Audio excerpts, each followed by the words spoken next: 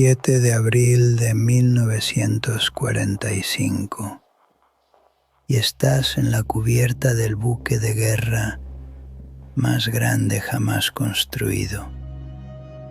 72.000 toneladas de acero, 9 cañones de 18 pulgadas capaces de lanzar proyectiles de 1.450 kilos a 40 kilómetros de distancia.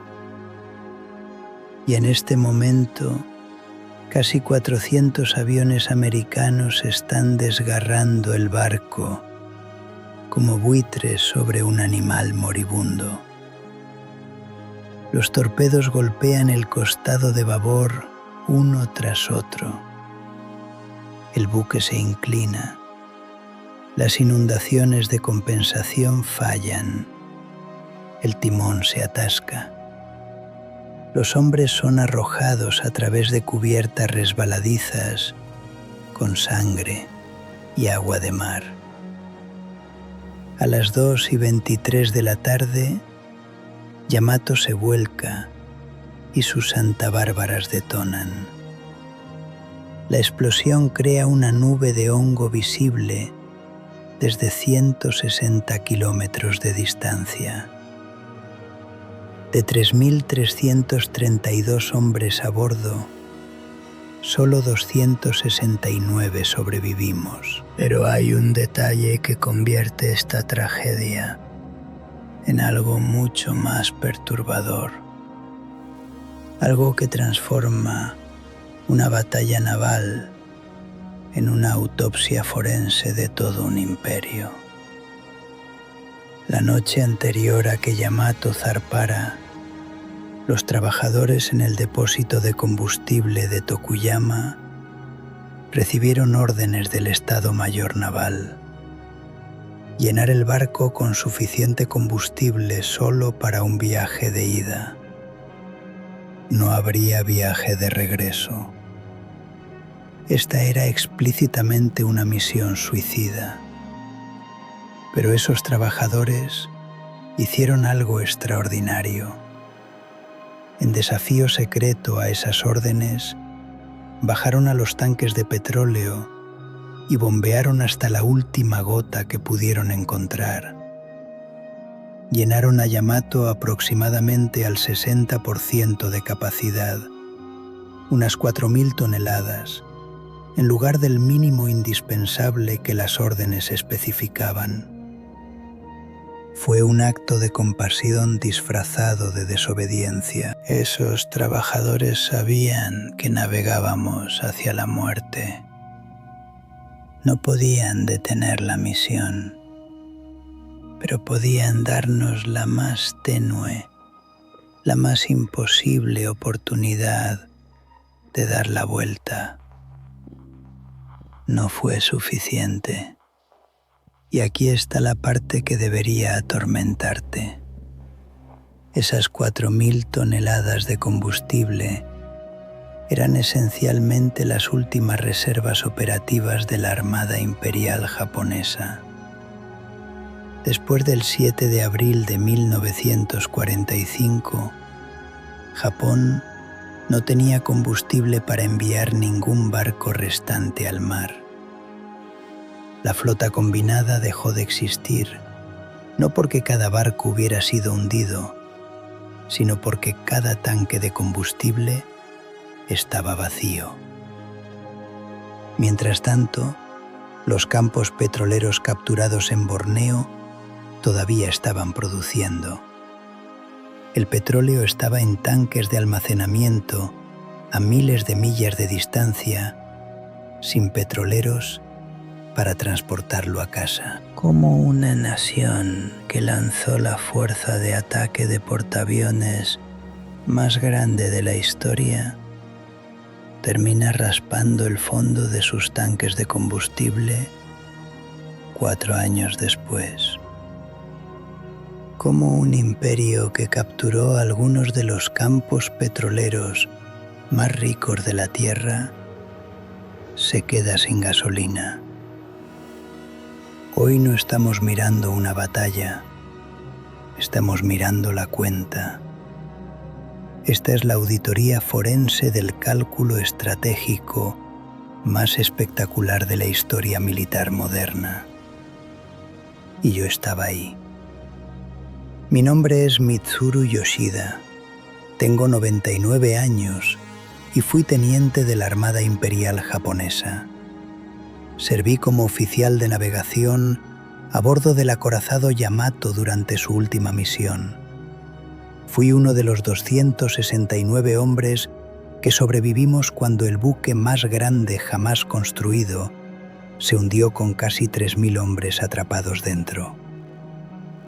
Para entender por qué la tripulación de Yamato navegó hacia la muerte con vapores, necesita regresar al momento en que la trampa se tendió. Comienza con un número. 50 millones. Y un reloj que ya estaba corriendo. Japón no fue a la guerra porque sus líderes eran irracionales. Japón fue a la guerra porque sus líderes hicieron las matemáticas, obtuvieron la respuesta que querían e ignoraron cada número que la contradecía. En 1941, Japón importaba más del 90% de su petróleo. Déjame que eso penetre por un momento. 9 de cada 10 barriles de combustible que mantenían los buques de guerra de Japón en el mar, sus aviones en el aire, sus fábricas funcionando, venían del suelo de otra persona. Eso no es una vulnerabilidad. Eso es un arma cargada apuntada a tu propia cabeza con el dedo de otra persona en el gatillo. Durante la mayor parte de los años 30, ese alguien más eran los Estados Unidos. Los pozos petroleros americanos en California y Texas bombeaban el combustible que impulsaba nuestra máquina militar. Petroleros americanos lo transportaban a través del Pacífico. Compañías americanas lo vendían a tasas de mercado. Era un arreglo que funcionaba perfectamente hasta que Japón decidió conquistar la mitad de Asia. Los dominós cayeron rápido. Julio de 1937, Japón invade China. Guerra a gran escala. Cientos de miles de tropas, tanques, aviones, artillería, todo quemando combustible americano.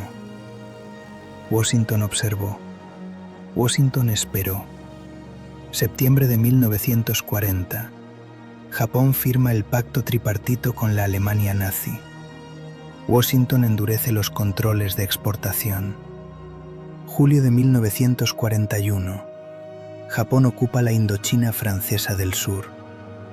Y ese fue el cable trampa. El 26 de julio de 1941, el presidente Roosevelt firmó una orden ejecutiva congelando todos los activos japoneses en Estados Unidos e imponiendo un embargo completo de exportaciones de petróleo a Japón. Gran Bretaña y el gobierno holandés en el exilio siguieron inmediatamente. De la noche a la mañana, Japón perdió más del 80% de su suministro de petróleo. Imagina que eres un almirante en el cuartel general del Estado Mayor Naval en Tokio. Sabes que Japón tiene aproximadamente 50 millones de barriles en reservas estratégicas. También sabes que solo la Armada Imperial japonesa consume aproximadamente 2.900 barriles por hora durante operaciones de paz rutinarias. Eso se traduce en aproximadamente 69.600 barriles por día. Más de 25 millones de barriles por año, solo para la Armada. Agrega el ejército, agrega la guerra en China, agrega las necesidades civiles. Japón estaba quemando sus reservas a una tasa que la sabotaría completamente para algún momento de 1943. El reloj estaba corriendo y cada almirante en esa sala podía escucharlo. Pero antes de llegar a los 3 cálculos que sellaron nuestro destino, quiero que conozcan a alguien. Porque esta historia no es solo sobre almirantes y ecuaciones, es sobre personas reales tomando decisiones con consecuencias que no podían comenzar a imaginar. En marzo de 1941, 4 meses antes del embargo de petróleo, un hombre delgado de 29 años bajó del transatlántico japonés Nita Maru en el Muelle 8 en Honolulu. Sus papeles lo identificaban como Tadashi Morimura, un diplomático junior asignado al consulado japonés. Su nombre real era Takeo Yoshikawa. Alférez en nuestra armada, graduado de la Academia Naval en Etajima, clase de 1933, donde terminó 92º de 116 cadetes. Se había entrenado como piloto naval, pero una dolencia estomacal severa terminó su carrera de vuelo. Dado de baja en 1936, consideró brevemente el suicidio. Entonces, la inteligencia naval lo reclutó. Durante los siguientes 4 años, Yoshikawa se convirtió en el experto reconocido sobre la Marina de los Estados Unidos, memorizando cada buque de guerra por nombre, número de casco y especificación técnica. Ahora estaba en Hawái y era extraordinario en su trabajo. Yoshikawa alquiló un apartamento de 2º piso con vista a Pearl Harbor. Frecuentaba una casa de té japonesa llamada Sunchorro en las alturas de Aiea, que ofrecía una vista panorámica de todo el puerto e incluso mantenía un telescopio para los huéspedes. Alquilaba pequeños aviones en el aeropuerto John Rogers y volaba sobre Oahu con una geisha como tapadera, calculando patrones de turbulencia de aire que serían críticos para los pilotos atacantes. Se vestía como un trabajador y tomaba minibuses a los campos de caña de azúcar en Aiea, donde podía observar las instalaciones submarinas. No llevaba cámara, no hacía notas durante sus salidas. Todo estaba almacenado en su cabeza, luego codificado en el consulado y transmitido a Tokio. Una noche en el otoño de 1941, Yoshikawa hizo algo que todavía me asombra cuando pienso en ello. Se desnudó y nadó hacia el puerto, sosteniendo una roca grande para permanecer sumergido, respirando a través de una caña hueca equipada con un periscopio crudo camuflado con madera flotante. Estaba tratando de observar las barreras antisubmarinas en la entrada del puerto. Casi se ahoga. Salió sin nada más que rasguños y un frío profundo. ¿Por qué te estoy contando sobre Yoshikawa? Porque reportó sobre algo que se convertiría en el detalle más importante de toda esta historia. 49 tanques de almacenamiento de combustible cilíndricos masivos, sentados en 3 granjas de tanques separadas en la costa este de Pearl Harbor. Más de 4,5 millones de barriles de fuel oil, todo sobre el suelo. Todo visible desde el aire, todo vulnerable a, como el almirante Chester Nimitz luego lo expresaría, balas calibre 50 y mucho menos bombas. Recuerda ese número, 4,5 millones de barriles. Va a volver de una manera que nadie esperaba. Los americanos sabían que Yoshikawa era sospechoso. Lo siguieron durante meses, pero nunca lo atraparon haciendo algo que pudieran probar. El 24 de septiembre de 1941, Tokio envió un mensaje al consulado de Honolulu, dirigido a Yoshikawa, que dividía Pearl Harbor en 5 zonas y solicitaba la ubicación y número de buques de guerra en una cuadrícula. Los descifradores de códigos americanos interceptaron el mensaje. El código púrpura había sido descifrado, pero debido a la escasez de personal y otras prioridades, el mensaje no fue descifrado y distribuido hasta mediados de octubre y luego descartado como informe consular rutinario. Ese descarte costaría 2.403 vidas americanas. La inteligencia de Yoshikawa se usó para planificar el ataque a Pearl Harbor, pero se usó para planificar un ataque sobre acorazados, grandes, impresionantes, dramáticos acorazados que parecían el premio estratégico definitivo, no los tanques de combustible. ¿Por qué? Porque los hombres que planificaron Pearl Harbor estaban respondiendo la pregunta equivocada. Preguntaron: ¿cómo paralizamos la flota americana? Deberían haber preguntado: ¿cómo compramos suficiente tiempo para que nuestra aritmética de petróleo funcione? Y esa aritmética se construyó sobre 3 suposiciones que un hombre muy extraño ayudó a calcular. El capitán Kameto Kuroshima sirvió como oficial de Estado Mayor Senior del almirante Isoroku Yamamoto a bordo del buque insignia Nagato. Kuroshima era, por todos los relatos, uno de los oficiales intelectualmente más brillantes de nuestra armada. También era uno de los más extraños. A veces se encerraba en su cabina durante días, trabajando desnudo, porque afirmaba que la ropa lo distraía del pensamiento estratégico. Fumaba en cadena constantemente. Su cabina estaba espesa con incienso. Los ordenanzas lo llamaban Gandhi a sus espaldas. Otros usaban el apodo menos halagador de Boque, el oficial de Estado Mayor nebuloso, porque a menudo parecía estar en su propio mundo.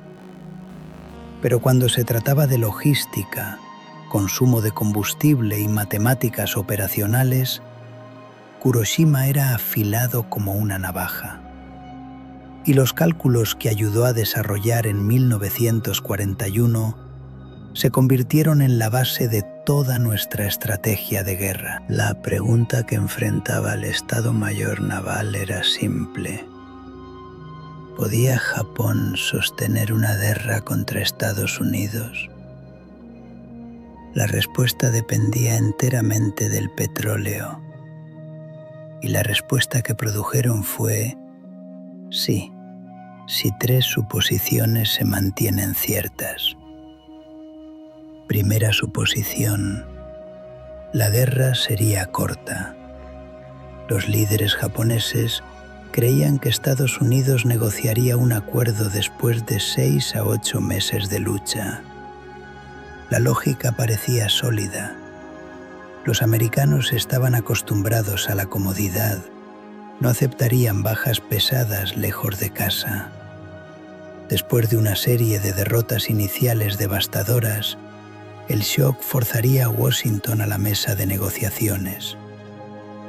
Esta suposición significaba que los cálculos de consumo de combustible solo necesitaban cubrir una campaña breve e intensa. La sostenibilidad a largo plazo era irrelevante. ¿Por qué preocuparse por los suministros de combustible en 1944 si la guerra terminaría a mediados de 1942? El almirante Yamamoto mismo tenía dudas devastadoras sobre esta suposición. El 7 de enero de 1941, antes de que la planificación de Pearl Harbor hubiera comenzado en serio, Yamamoto escribió una carta al ministro de la Marina, Koshiro Oikawa. En esa carta declaró con absoluta claridad que Japón no podía ganar una guerra prolongada contra Estados Unidos. La capacidad industrial americana era simplemente demasiado vasta. Piensa en la psicología de ese momento. Yamamoto entendía las matemáticas. Sabía que los números de combustible no funcionaban a largo plazo. Lo escribió en papel. Y luego diseñó Pearl Harbor de todos modos, porque las presiones institucionales no dejaban alternativa. Expresar dudas en cartas privadas era aceptable. Rehusarse públicamente a planificar la operación habría sido destrucción de carrera. Alguien menos competente habría sido nombrado en su lugar y el ataque habría procedido de todos modos. Así que el hombre que sabía que las matemáticas estaban mal ayudó a ejecutar el plan construido sobre esas matemáticas. Recuerda eso. Es la oración más importante de toda esta historia. Segunda suposición. Las operaciones navales japonesas seguirían la doctrina de batalla decisiva. Desde la impresionante victoria sobre Rusia en Tsushima en 1905, nuestra estrategia naval giraba en torno a un concepto: la batalla decisiva. La flota combinada esperaría en aguas nacionales. La flota enemiga navegaría hacia el oeste. Habría 1 o 2 enfrentamientos masivos donde las fuerzas japonesas, luchando cerca de casa, aniquilarían al enemigo en acciones de superficie climáticas. Bajo este modelo, la mayoría de los barcos japoneses pasarían la mayor parte de su tiempo anclados, consumiendo combustible mínimo. El consumo de combustible sería bajo, predecible, manejable. Lo que realmente sucedió fue lo opuesto de todo lo que predijeron. La Guerra del Pacífico se convirtió en un maratón continuo, agotador, devorador de combustible, extendiéndose a través de millones de millas cuadradas de océano.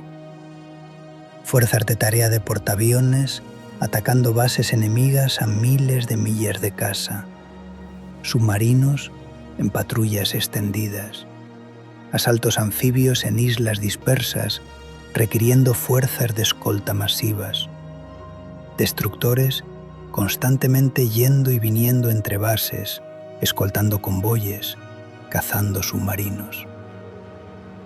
Déjame hacer esto concreto. Un solo destructor japonés navegando a 15 nudos consumía aproximadamente 100 toneladas de fuel oil por día. Ese mismo destructor, conduciendo operaciones de combate a 25 o 30 nudos, quemaba 300 a 400 toneladas. El combate nunca sucedía a velocidad de crucero, sucedía a velocidad máxima. El consumo de combustible durante el combate era de 3 a 4 veces más alto de lo que la planificación de tiempo de paz asumía. Multiplica eso a través de docenas de destructores. Agrega cruceros que quemaban aún más. Agrega portaaviones ejecutando operaciones aéreas. Agrega acorazados consumiendo cientos de toneladas diariamente, incluso a velocidades moderadas. El consumo real destrozó cada estimación de planificación.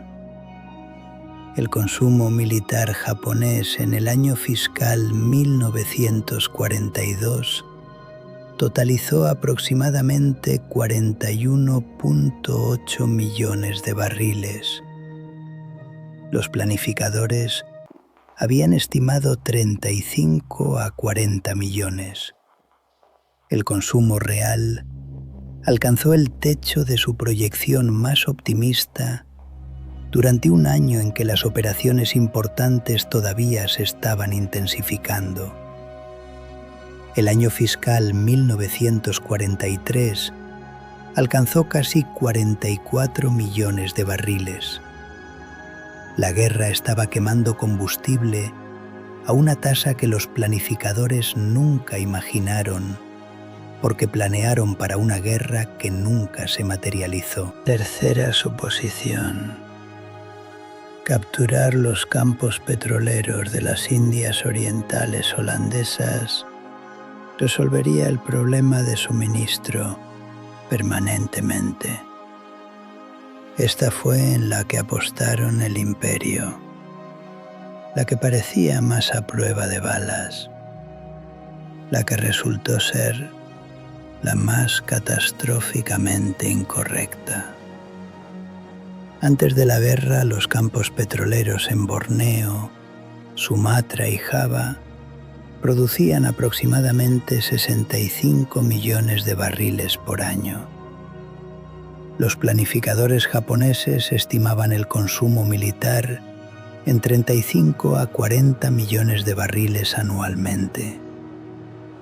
Matemática simple: captura esos campos y Japón tendría más que suficiente petróleo para luchar indefinidamente. 65 millones de barriles de producción contra 40 millones de barriles de consumo. Un excedente cómodo. Los números funcionaban bellamente, excepto que ignoraron dos cosas que destruirían toda la ecuación: sabotaje y submarinos. Enero de 1942. La isla de Tarakan, frente a la costa noreste de Borneo, una de las áreas productoras de petróleo más ricas del sudeste asiático, con 700 pozos petroleros activos.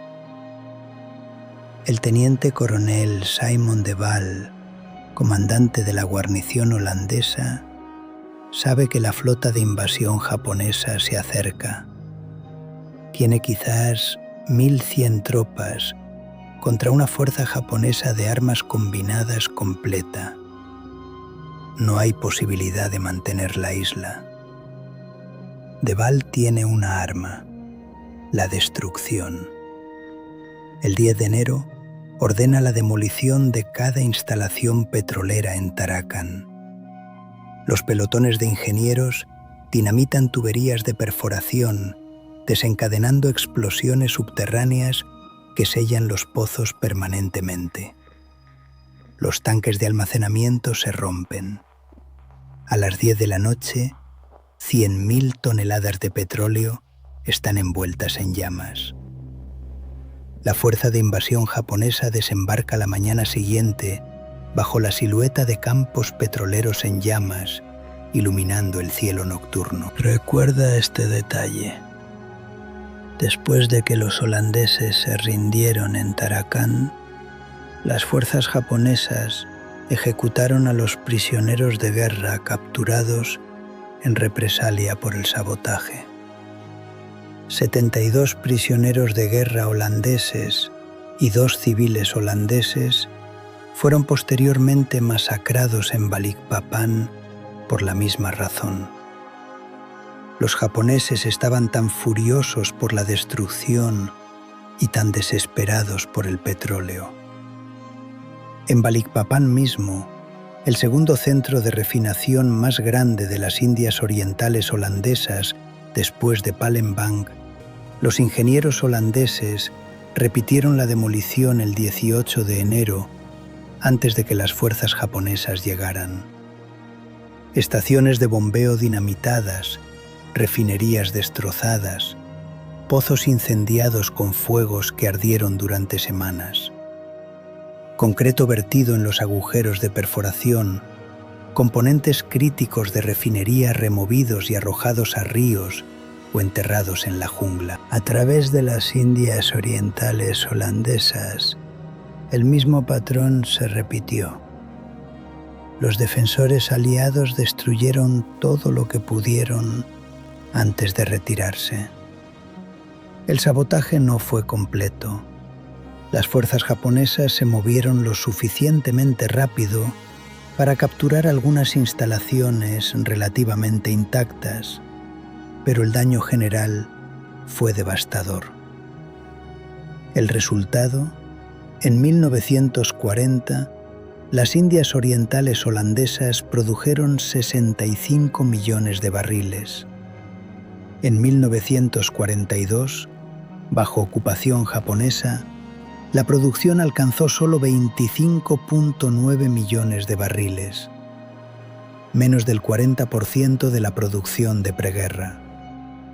Los 65 millones de barriles en los que los planificadores japoneses habían construido toda su estrategia de guerra simplemente no existían.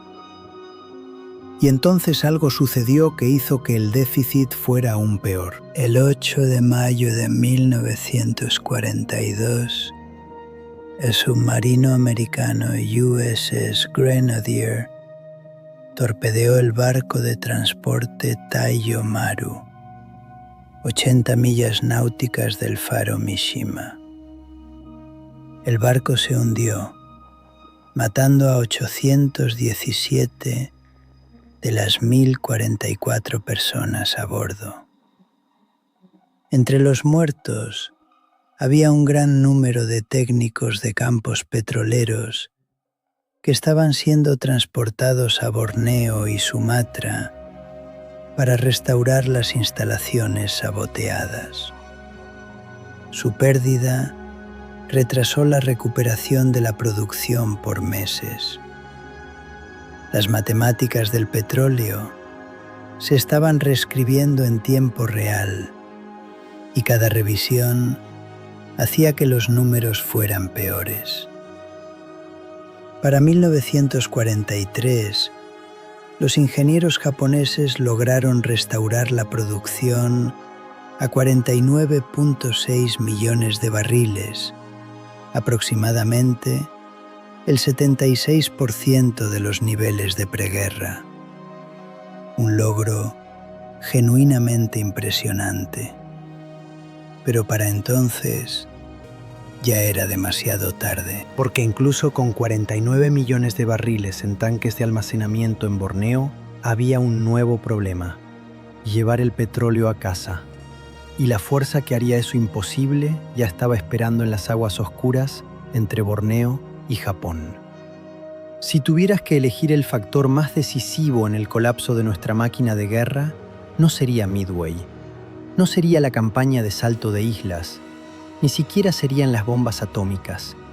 Sería algo mucho menos dramático, algo que sucedió silenciosamente bajo la superficie, en las aguas oscuras, entre Borneo y Japón. La campaña submarina americana contra el transporte marítimo japonés fue una de las operaciones militares más letalmente efectivas de la historia, y casi nadie habla de ello. Aquí están los números.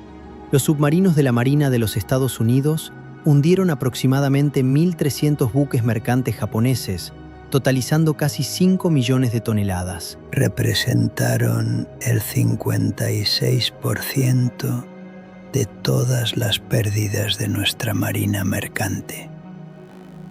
También hundieron aproximadamente 200 buques de guerra. Pero la historia real no está en el tonelaje total.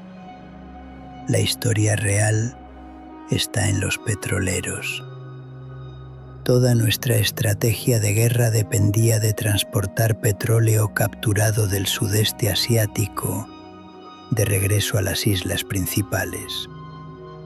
Ese petróleo tenía que viajar aproximadamente 2.000 millas náuticas desde Borneo a Japón en petrolero, a través de aguas que los submarinos americanos estaban metódicamente convirtiendo en campos de matanza. En diciembre de 1941, Japón poseía aproximadamente 49 petroleros oceánicos adecuados para el transporte de petróleo de largo alcance. 49 barcos para un imperio luchando una guerra a través de todo el Pacífico. Era apenas suficiente para operaciones de tiempo de paz. Para tiempo de guerra, era un desastre esperando desarrollarse. Cada petrolero podía transportar aproximadamente 75.000 barriles de petróleo. El viaje de ida y vuelta desde Borneo a Japón tomaba aproximadamente 4 semanas a velocidad económica. Un petrolero podría, teóricamente, entregar alrededor de 975.000 barriles por año funcionando continuamente. Para transportar 49 millones de barriles, necesitábamos aproximadamente 50 petroleros en operación constante, dedicados únicamente a envíos de las Indias Orientales holandesas. Y los submarinos los estaban hundiendo más rápido de lo que podíamos construir reemplazos.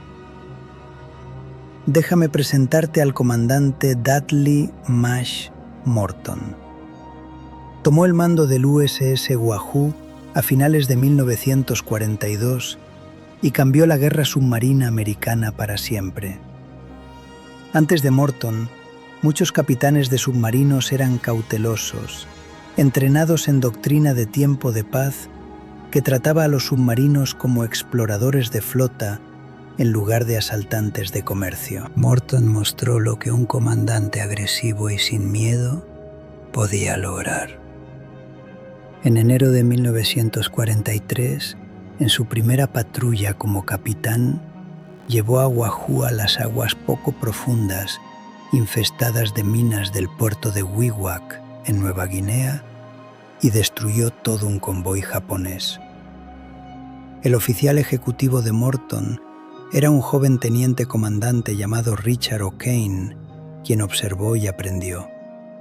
Recuerda ese nombre. Morton fue matado en octubre de 1943, cuando Wahoo fue destruido por fuerzas japonesas en las aguas de Hokkaido. La pérdida conmocionó a la comunidad submarina, pero el legado de Morton ya estaba asegurado en las tácticas que pionero y los hombres que entrenó. O'Kane pasó a comandar el USS Tang. Durante 9 meses en 1944, hundió 24 barcos enemigos confirmados. Un barco destruido por cada 10 días en patrulla. El capitán de submarino más prolífico de toda la guerra. Pero el arma verdaderamente devastadora no fue ningún submarino individual. Fue la inteligencia. A principios de 1943, los analistas criptográficos americanos descifraron lo que los submarinistas llamaban el código Maru. El sistema criptográfico japonés usado para dirigir barcos mercantes a través de aguas imperiales. De repente, los submarinos americanos no tenían que adivinar dónde estaban los petroleros. Lo sabían. La posición del mediodía de cada convoy, las rutas, los horarios, los destinos. Un capitán de submarino podía interceptar un convoy en su curso trazado, seguir los barcos y configurar el ataque ideal. El estrecho de Luzón, entre las Filipinas y Formosa, se convirtió en el tramo de agua más mortal del Pacífico. Cada petrolero que viajaba desde Borneo a Japón tenía que pasar por ahí. Los submarinos americanos esperaban ahí, como lobos en la boca de un cañón. Los efectos en cascada fueron mucho más allá de las simples pérdidas de tonelaje. Cada petrolero hundido forzaba a los barcos supervivientes a hacer más viajes. Más viajes significaban más tiempo en el mar. Más tiempo en el mar significaba más exposición al ataque submarino. Era una espiral de muerte donde cada pérdida aumentaba la probabilidad de la siguiente pérdida. los capitanes de petroleros comenzaron a tomar rutas sinuosas para evitar áreas conocidas de patrulla submarina. Viajes que deberían haber tomado 4 semanas se extendieron a 5 o 6, mientras los barcos zigzagueaban, se pegaban a las costas, esperaban escoltas. Viajes más largos significaban menos viajes por año. Menos viajes significaban menos petróleo entregado, incluso por los petroleros que sobrevivieron. El costo psicológico fue devastador. Navegar en un petrolero japonés se convirtió en uno de los trabajos más peligrosos en cualquier servicio militar. Los petroleros eran lentos, mal armados, a menudo navegando sin escoltas adecuadas, porque los destructores se necesitaban para operaciones de combate en otros lugares. Las tripulaciones sabían que eran objetivos prioritarios. Sabían que los americanos estaban escuchando sus comunicaciones. Sabían que los submarinos estaban esperando en la oscuridad adelante. Para finales de 1942, la escasez de petroleros se había vuelto crítica. El petróleo estaba en tanques de almacenamiento en Borneo y Sumatra, sin barcos disponibles para moverlo. La campaña submarina había creado un punto de estrangulamiento de transporte que estranguló nuestro suministro de combustible de manera más efectiva que cualquier embargo. Y aquí está la ironía amarga que debería hacerte sentar y pensar. Japón fue a la guerra específicamente para liberarse de la dependencia del petróleo extranjero. Japón capturó los campos petroleros. Japón restauró gran parte de la capacidad de producción. Y entonces Japón no pudo llevar el petróleo a casa. El imperio que conquistó las Indias Orientales holandesas para asegurar su suministro de combustible, terminó viendo ese combustible sin usar en tanques de almacenamiento tropicales mientras su flota se secaba. El déficit estructural fue despiadado. Japón necesitaba aproximadamente 40 millones de barriles de petróleo por año para sostener operaciones militares a la intensidad requerida para luchar contra Estados Unidos. Después de contabilizar las pérdidas submarinas y las ineficiencias de transporte, Japón podía importar como máximo 20 a 25 millones de barriles por año de territorios capturados. La producción doméstica agregaba aproximadamente 3 millones de barriles. El combustible sintético contribuía a cantidades insignificantes. Un déficit de 12 a 17 millones de barriles por año. Ninguna combinación de medidas de eficiencia, programas de conservación o soluciones técnicas podía cerrar un déficit tan grande. Para mediados de 1943, las reservas de petróleo japonesas habían caído a aproximadamente 15 millones de barriles. El liderazgo japonés comprendía que se estaban ahogando, y las soluciones que intentaron después revelaron cuán desesperadas se habían vuelto las cosas. Cuando estás perdiendo una guerra de logística, tienes 2 opciones: cambiar la logística o cambiar la guerra. Japón intentó ambas. Ninguna funcionó. La primera medida desesperada fue mover la flota al combustible. Para finales de 1942, Japón comenzó a basar buques de guerra importantes en Singapur y en las aguas alrededor de Borneo. Los barcos cerca de los campos petroleros podían reabastecerse directamente, eliminando la necesidad de transporte de petroleros a Japón. La lógica era sólida. Las consecuencias fueron catastróficas. Las batallas decisivas de la Guerra del Pacífico estaban sucediendo en el Pacífico Central. Midway, Guadalcanal, Tarawa, las Marianas. Estos enfrentamientos estaban luchando a 2.000 o 3.000 millas de Singapur. Los barcos que se suponía que debían defender el perímetro de Japón estaban sentados cerca de Borneo, porque ahí era donde estaba el combustible. Piensa en lo que eso significa. Japón había construido los acorazados más poderosos de la historia, Yamato y Musashi, cada uno más de 72.000 toneladas de desplazamiento.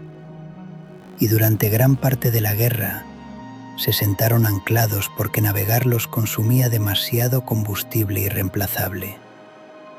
Los buques de guerra más poderosos en la Tierra, inutilizados por medidores de combustible vacíos. La segunda medida fue aún más reveladora.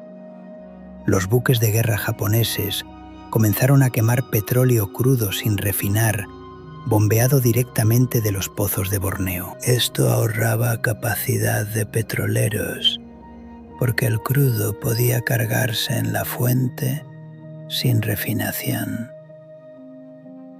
Pero el petróleo crudo contiene azufre, sal, sedimento y contaminantes que el combustible búnker refinado ha removido. Los resultados fueron predecibles y feos. Los tubos de caldera se obstruyeron rápidamente. La transferencia de calor se degradó. Los horarios de mantenimiento que normalmente requerían limpieza cada pocos meses tenían que comprimirse a cada pocas semanas. Algunos barcos sufrieron fallas completas de caldera y tuvieron que ser remolcados a instalaciones de reparación. Estás destruyendo tu propia flota desde adentro hacia afuera, no por proyectiles enemigos, sino por la basura en tu propio suministro de combustible. La tercera medida fue inanición operativa, reducir vuelos de entrenamiento, cancelar ejercicios navales, mantener barcos en puerto a menos que fuera absolutamente necesario, conservar cada barril. Pero cada semana de operaciones reducidas era una semana que los americanos usaban para construir más barcos, entrenar más pilotos y avanzar más cerca de Japón. Los americanos no estaban conservando, estaban produciendo a plena capacidad. Sus astilleros lanzaban nuevos buques más rápido de lo que podíamos reparar los dañados. Sus campos petroleros bombeaban más en un mes que toda nuestra reserva estratégica. La asimetría era asombrosa. Junio de 1944. La batalla del mar de Filipinas.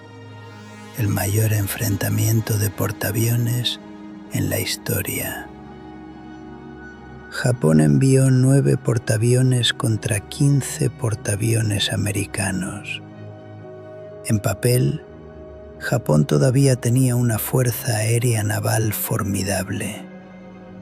En realidad, la crisis de combustible había destripado nuestra capacidad de maneras que ningún gráfico de orden de batalla podía capturar.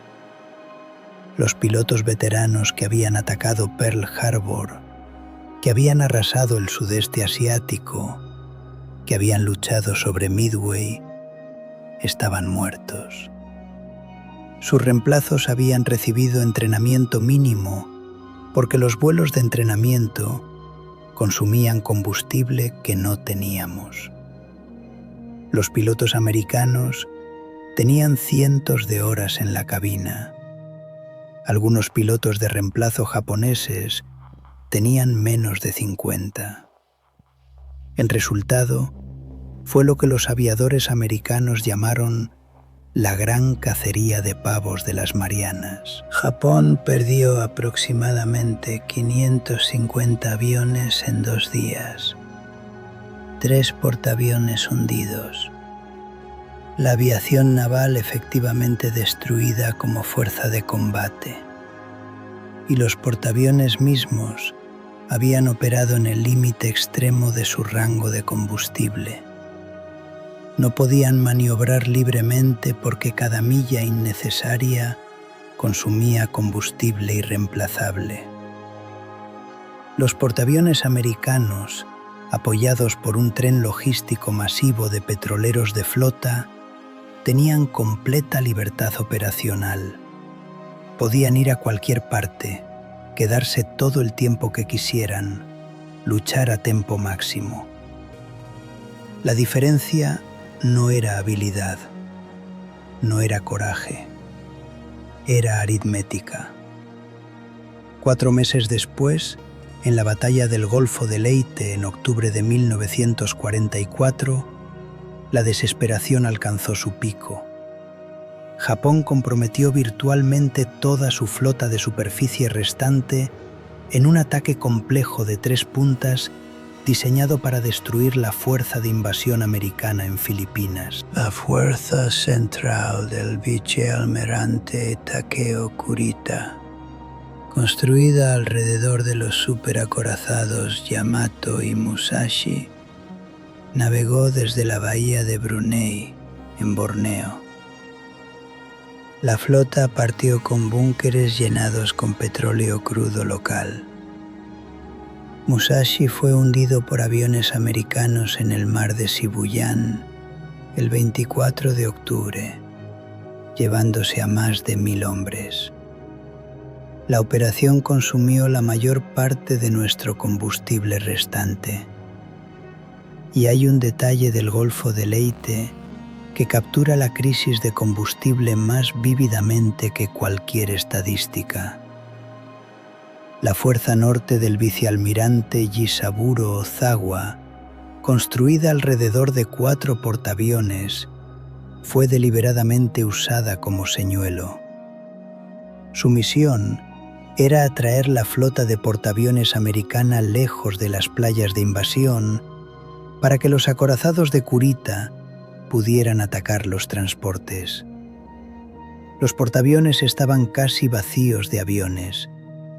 Japón no podía poner suficientes aviones o pilotos entrenados a bordo para hacer que funcionaran como portaaviones reales. Así que en su lugar fueron enviados como cebo, señuelos de sacrificio, objetivos flotantes diseñados para absorber atención americana y bombas americanas, mientras el ataque real venía de una dirección diferente, usando portaaviones como señuelos. Eso es lo que sucede cuando tu programa de entrenamiento de pilotos se queda sin combustible. Ozawa tuvo éxito en atraer la flota del almirante Halsey hacia el norte. Los 4 portaaviones fueron hundidos, pero Kurita, en el momento crítico, dio la vuelta a su flota y se retiró en lugar de presionar el ataque sobre los vulnerables transportes americanos. Las razones se debaten hasta el día de hoy, pero las consideraciones de combustible casi ciertamente jugaron un papel. Kurita sabía que las operaciones de combate extendidas dejarían a sus barcos varados sin suficiente combustible para regresar a casa. Para finales de 1944, las importaciones de petróleo japonesas habían colapsado casi completamente. La mayoría de los petroleros habían sido hundidos. Los pocos que sobrevivieron apenas podían operar. Los barcos se sentaban anclados con búnkeres vacíos, incapaces de zarpar incluso cuando se ordenaba. La aritmética de la que Yamamoto había advertido en enero de 1941 finalmente se había puesto al día con la realidad. Abril de 1945. Las fuerzas aliadas han invadido Okinawa, 560 kilómetros del territorio continental japonés. El emperador Hirohito, informado sobre los planes de defensa del ejército, hace la pregunta que atraviesa cada capa de propaganda y negación institucional. ¿Pero qué hay de la Armada? ¿Qué están haciendo para ayudar a defender Okinawa? ¿No tenemos más barcos? La respuesta corta hasta el hueso. La Armada Imperial japonesa todavía posee barcos. Lo que no posee es combustible. El almirante Suemu Toyoda, comandante de la flota combinada, concibe la Operación Tengo, literalmente Operación Cielo. El plan es explícitamente una misión suicida. Yamato y 9 barcos de escolta navegarán a Okinawa, lucharán a través de la flota americana, encallarán en la costa y servirán como plataformas de artillería estacionarias hasta ser destruidos. La tripulación superviviente irá a tierra y luchará como infantería. Cuando el vicealmirante Seiichi Ito, quien comandará la misión en el mar, presenta el plan a sus capitanes, ellos lo rechazan unánimemente. Un desperdicio de vidas y recursos. Ninguna posibilidad de éxito contra la abrumadora superioridad aérea americana. Entonces el vicealmirante Ryunosuke Kusaka llega del cuartel general y explica que el emperador espera que la Armada haga su mejor esfuerzo. Los capitanes aceptan. A las tripulaciones se les dice la naturaleza de la misión y se les da la oportunidad de quedarse atrás. Ni un solo hombre se ofrece como voluntario para irse. 67 cadetes navales de Etajima, clase número 74, que habían llegado a Yamato solo 3 días antes, son ordenados fuera del barco. Son demasiado jóvenes. Aproximadamente otros 80 miembros de la tripulación que están enfermos o débiles también son removidos. La noche del 5 de abril, el oficial ejecutivo de Yamato organiza una fiesta de despedida para la tripulación. Muchos oficiales y marineros beben pesadamente. Es la noche antes de un viaje del cual ninguno de nosotros espera regresar. A medianoche comienza el reabastecimiento de combustible, y aquí es donde la historia vuelve al círculo completo. El Estado Mayor Naval ordenó a Tokuyama proporcionar solo suficiente combustible para un viaje de ida. Pero los trabajadores del depósito de combustible desafiaron esas órdenes. Bombearon todo lo que pudieron encontrar, reportadamente bajando los tanques para extraer las últimas cantidades residuales. Yamato recibió aproximadamente 4.000 toneladas, aproximadamente el 60% de nuestra capacidad total, en lugar del mínimo indispensable especificado. Múltiples relatos históricos confirman este acto de rebelión silenciosa. El personal del depósito de combustible no podía detener la misión, no podían salvarnos, pero podían darnos más combustible del que el cuartel general autorizó. Un pequeño gesto humano ante la locura institucional. A las 4 de la tarde del 6 de abril de 1945, Yamato, el crucero ligero Yahagi y 8 destructores partimos de Tokuyama. 2 submarinos americanos, Threadfin y Huckleback, nos detectaron casi inmediatamente al entrar al estrecho de Bungo. Nos siguieron durante horas, transmitiendo actualizaciones de posición a la flota americana. Los mensajes fueron enviados sin codificar. Los operadores de radio japoneses en los barcos los interceptaron. La tripulación de Yamato sabía que los americanos nos estaban rastreando. Sabíamos lo que venía. Esa noche ninguno de nosotros durmió. Al amanecer del 7 de abril, nuestra fuerza despejó la península de Osumi y entró al océano abierto, dirigiéndose al sur, hacia Okinawa. Cambiamos a formación defensiva, Yahagi liderando, Yamato en el centro, destructores desplegados en un anillo. El cuartel general había prometido 9 cazas Cero como cobertura aérea entre las 6 y las 10 de la mañana. No estoy seguro de cuánto realmente llegaron. Por cualquier cálculo, fue lamentablemente inadecuado contra lo que venía.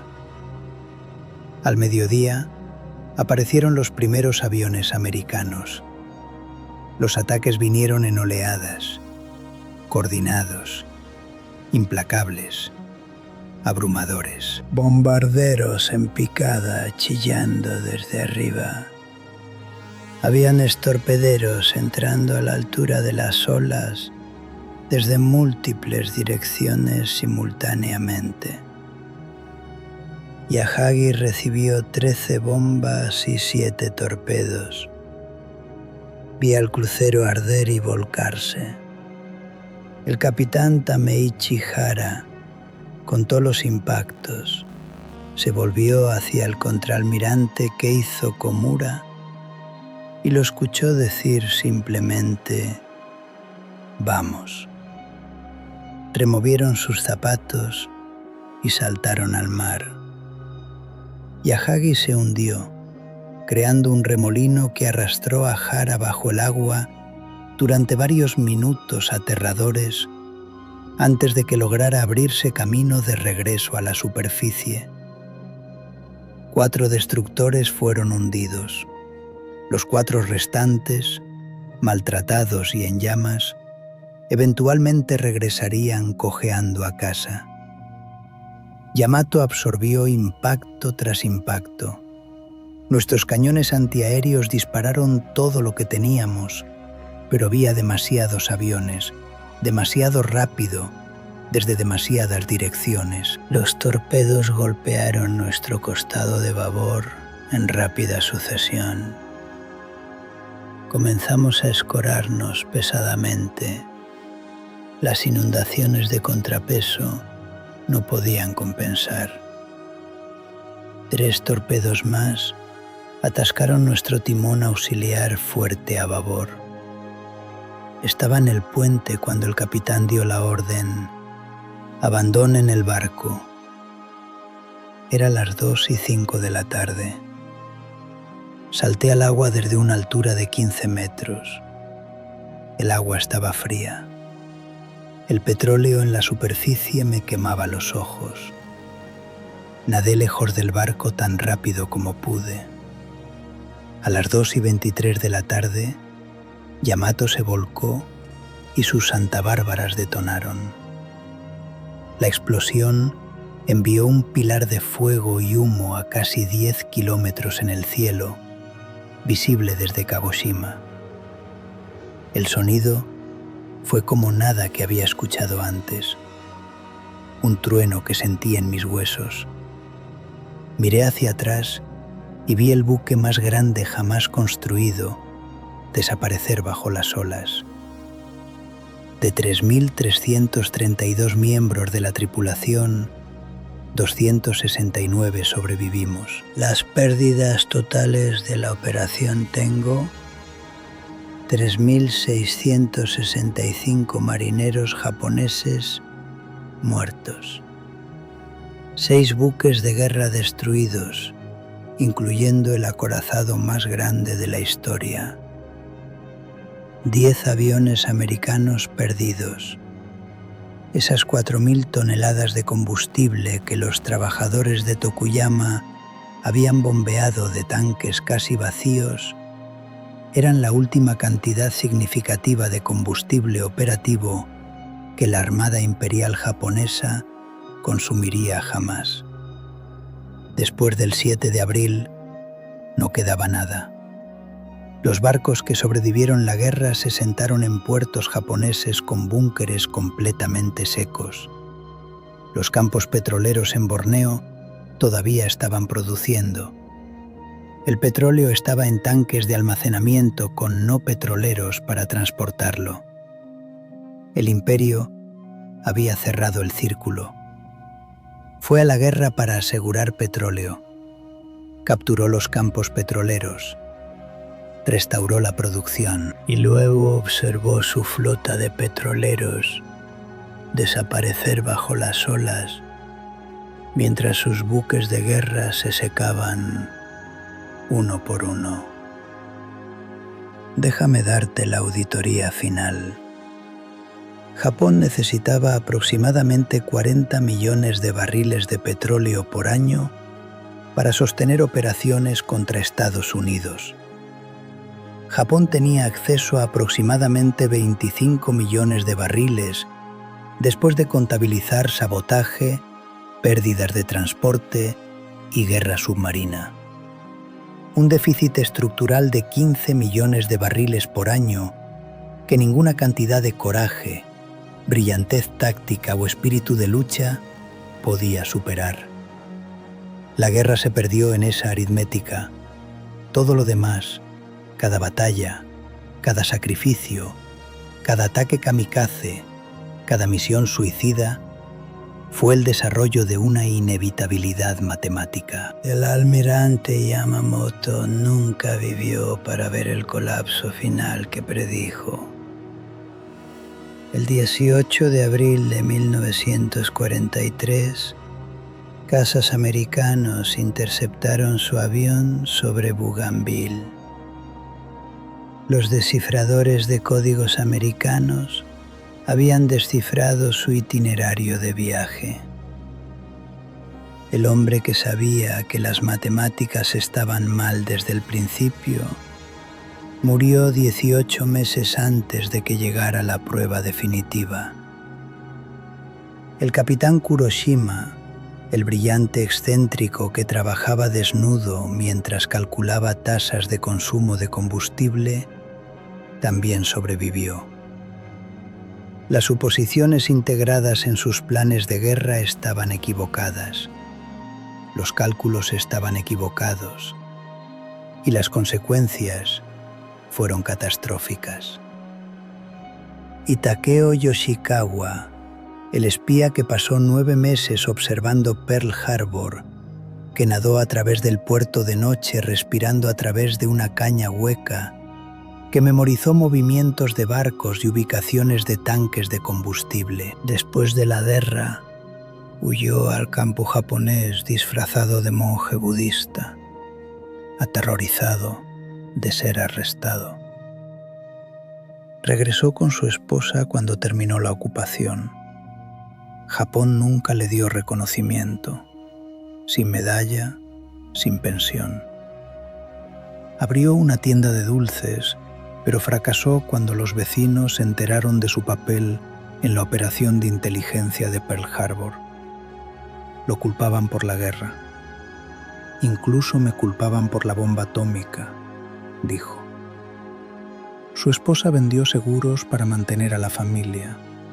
Yoshikawa pasó sus años restantes en la oscuridad y la amargura, haciendo una pregunta: ¿por qué la historia me ha engañado? La respuesta es que la historia no lo engañó. Las matemáticas lo hicieron. La inteligencia fue excelente. El ataque que ayudó a permitir fue devastador. Pero la guerra que ese ataque comenzó se perdió antes de que el primer avión despegara de la cubierta de Akagi. Perdida en la aritmética de barriles necesitados versus barriles disponibles. Perdida en la suposición de que una guerra corta se mantendría corta. Perdida en la creencia de que los campos petroleros capturados producirían a plena capacidad. perdida en el fracaso de calcular cuántos petroleros nunca llegarían a casa. Tengo 99 años ahora. Pienso en esos trabajadores en Tokuyama, hombres cuyos nombres nunca conoceré. Bajaron a tanques vacíos en la oscuridad de la noche y bombearon las últimas gotas para hombres que sabían que nunca volverían. No pudieron salvarnos, pero intentaron, y ese gesto de compasión humana ante la locura institucional es lo que me sostiene. No la gloria de Yamato, no el honor de morir por el emperador, sino el conocimiento de que incluso en el momento más oscuro, cuando toda esperanza estaba perdida, alguien intentó darnos una oportunidad. Cuando las naciones ignoran las matemáticas porque los números contradicen objetivos políticos, cuando las instituciones suprimen el análisis porque desafía estrategias aprobadas, cuando los líderes eligen falsedades cómodas sobre hechos incómodos. El resultado es Yamato navegando hacia su muerte con el último combustible que un imperio podía reunir. Trabajadores bajando a tanques vacíos para bombear unas gotas más para hombres que sabían que nunca regresarían. Ese es el costo de equivocarse en las matemáticas. Yamato se hundió con casi 3.000 hombres atrapados dentro. Pero la verdadera tragedia no fue que el barco se hundiera. Fue que navegamos hacia la muerte en el último combustible que un imperio podía reunir. Porque los hombres que hicieron las matemáticas eligieron cómodos engaños sobre hechos incómodos. Esa es la cuenta final, y se pagó con sangre.